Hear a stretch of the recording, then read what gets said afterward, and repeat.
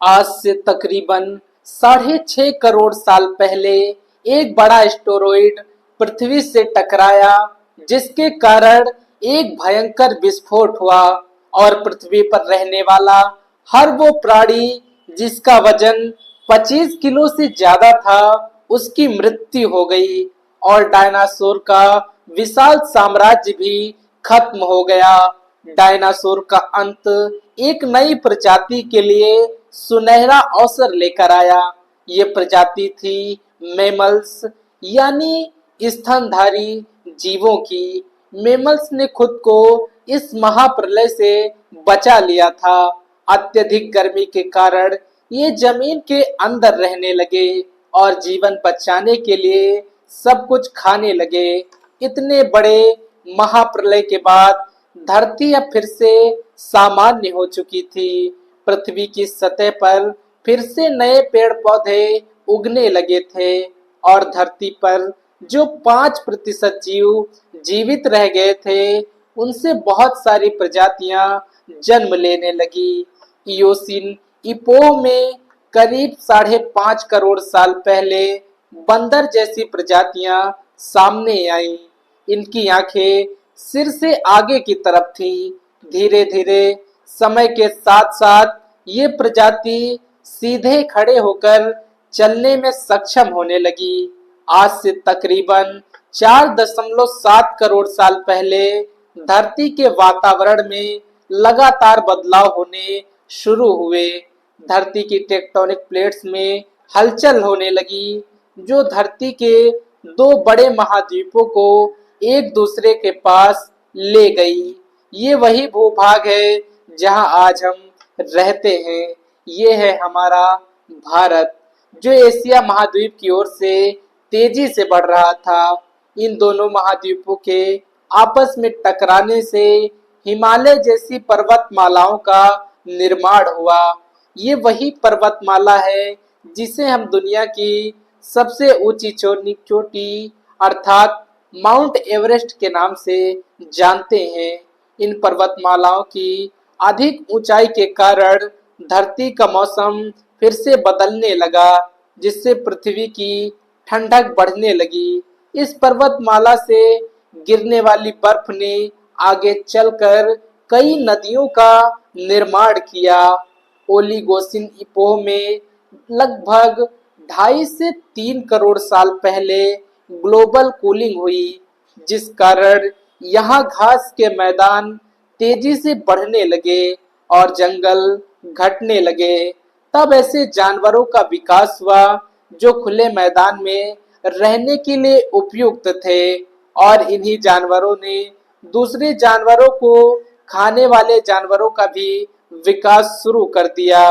दोस्तों, आज से तकरीबन 1 करोड़ साल पहले पृथ्वी का रूप आज की भांति होना शुरू हो चुका था, लेकिन फिर लगभग 40 लाख साल पहले धरती की टेक्टोनिक प्लेट्स में फिर से हलचल देखने को मिली, जिस कारण अफ्रीका के पूर्वी इलाकों में एक नई पर्वत श्रृंखला का निर्माण हुआ। ये पर्वत श्रृंखला थी ईस्ट अफ्रीकन रिफ्ट वैली। लेकिन इस पर्वत के कारण यहाँ का क्षेत्रीय मानसून पूरी तरह से रुक गया, जिस कारण यहाँ के जंगलों में बारिश आनी बंद हो गई। यहाँ इसी जंगलों में रहते थे द ग्रेट एप्स। ये थे हमारे पूर्वज। पिरोलापिथिक्स या पिरोला हमारे परिवार की शुरुआत थी। इसी ग्रेट एप से हमारे परिवार की शुरुआत हुई। पिरोला पेड़ पर रहते थे और फल खाते थे। अधिक वजनी होने के कारण ये एक डाल से दूसरी डाल पर नहीं जा सकते थे, इसीलिए ये झुंड में रहा करते थे। कभी कभी ये अपने दो पैरों पर भी खड़े हो जाया करते थे, लेकिन इनके सीधे चलने की अवस्था का विकास जमीन पर नहीं बल्कि टहनियों पर हुआ।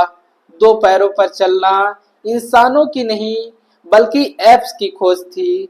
आगे चलकर ये ग्रेट एप जलवायु और हवा के साथ बदलते चले गए। कुछ चिंपैंजी और गोरिल्ला में विकसित हुए, तो कुछ इंसानों में विकसित होना शुरू हो गए। वो पूरी अफ्रीका में फैले हुए थे। बारिश बंद होने की वजह से यहाँ के जंगल सूख गए, जिसका सबसे अच्छा असर इन एप्स पर पड़ा। जंगल सूखने की वजह से इनको खाने की समस्या होने लगी, इसीलिए अब ये खाने की तलाश में पेड़ों से उतरकर जमीन पर अपने पैर रखने लगे। ये हैं एडिपिथिक्स रेमिडस। ये हैं हमारे पूर्वज, जिन्होंने जमीन पर मानव इतिहास का पहला कदम रखा, और इन्हीं के कारण आज हम विकसित होना शुरू हुए थे। इनका दिमाग एक संतरे के जितना बड़ा था, और इनकी लंबाई तकरीबन तकरीबन 4 फीट तक थी। ये हमारे वंश के सबसे पहले सीधे चलने वाले जीव थे। कई हजार सालों के विकास क्रम के बाद ये 2 पैरों पर चलने लगे। इससे ये चलते चलते भी खाना खा सकते थे। 2 पैरों पर चलने के कारण अब ये सीधे खड़े होकर दूर दूर तक नजर रख सकते थे। समय के साथ साथ विकास की प्रक्रिया चलती रही, और हमारे पूर्वज धीरे धीरे विकसित होने लगे। आज से करीब 23 लाख साल पहले हमारे पूर्वजों का दिमाग काफी बड़ा हो गया था। ये थे होमो हेबिलियस।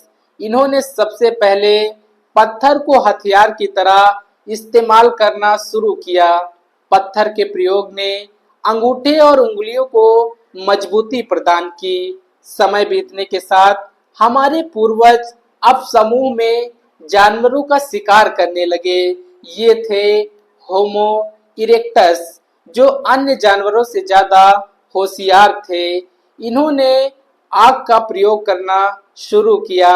आग की खोज हमारे पूर्वजों की सबसे बड़ी और सबसे प्रयोगी खोज थी। उन्हें ठंडी, जंगली जानवरों, अंधेरे इत्यादि से ये सुरक्षा देती थी। इन्होंने आग पर खाना पकाना सीख लिया था। आग पर खाना पकाने का मतलब था कि मांस को चबाने और पचाने में ऊर्जा का कम खर्च होना। साथ ही ये बढ़ी हुई ऊर्जा इनके दिमाग में खर्च होने लगी, इसीलिए इन्हें मानसिक विकास में तेजी से सहायता मिलने लगी। आज से तकरीबन 2 लाख साल पहले आज के इंसान ने अपना रूप ले लिया था। लिरिंग्स यानी आवाज की नली, जो हमारे पूर्वजों में गले के ऊपर थी, वो नीचे आ गई थी। अब हम ज्यादा जटिल आवाजें निकाल सकते थे। हमने बोलना शुरू कर दिया, जिससे एक जानकारी दूसरे तक आसानी से पहुंचने लगी। यही वो आखिरी विकास का क्रम था, जिसके बाद विकसित होकर हम बने, यानी होमो सेपियंस। आज से 1 लाख साल पहले इंसान कहीं भी जा सकता था। हमारे पास फुर्तीले हथियार, फुर्तीला शरीर था, इसीलिए अब हम अपने अफ्रीकन घर को और बड़ा कर सकते थे। कॉन्टिनेंट यानी महाद्वीपों के आपस में टकराने से अफ्रीका यूरेशिया जुड़ गए। इससे विशाल भूखंड का निर्माण हुआ, जिसको एफ्रो यूरेशिया कहा गया। इंसानों के दूर दूर जाने से बहुत बड़ा बदलाव आया। अब हम एक महाद्वीप से दूसरे महाद्वीप में रहने लगे। करीब 50,000 साल पहले आइस एज शुरू हुआ और नॉर्थ पोल से आगे बढ़ने लगा। उसी समय तक हमारे पूर्वज चाइना और ऑस्ट्रेलिया तक पहुंच चुके थे। करीब 30,000 साल पहले इंसान पहली बार यूरोप पहुंच गए। जब बर्फ अपने चरम पर थी, तब इंसान अपनी खोज में नॉर्थ ईस्ट साइबेरिया तक पहुंच चुका था। इसके बाद धीरे धीरे करके हमने पूरी दुनिया में अपनी बस्तियां बसा ली। अपने अपने आवश्यकता के हिसाब से खेती भी शुरू की, और जानवरों को पालना भी धीरे धीरे शुरू कर दिया। नगरों और भवनों के निर्माण के बाद हमारी सभ्यता और संस्कृति का उदय हुआ। हमने विज्ञान और गणित का प्रयोग शुरू किया, जिसके बाद हम भविष्य में जाने के लिए ऊर्जा और तकनीकी का विकास भी करने लगे। हमारा समय पृथ्वी पर बहुत मूल्यवान होने लगा और हमारे जैसा इस पृथ्वी पर और कोई जीव नहीं है। आज हम ये जानते हैं कि हम कैसे आए, हमारा जन्म कैसे हुआ। दोस्तों, अगर वीडियो अच्छी लगी हो तो इसी तरह की इंटरेस्टिंग और फैक्ट्स वीडियो देखने के लिए हमारे चैनल को सब्सक्राइब कीजिए। मिलते हैं अगली वीडियो में, तब तक के लिए जय हिंद, जय भारत साथियों।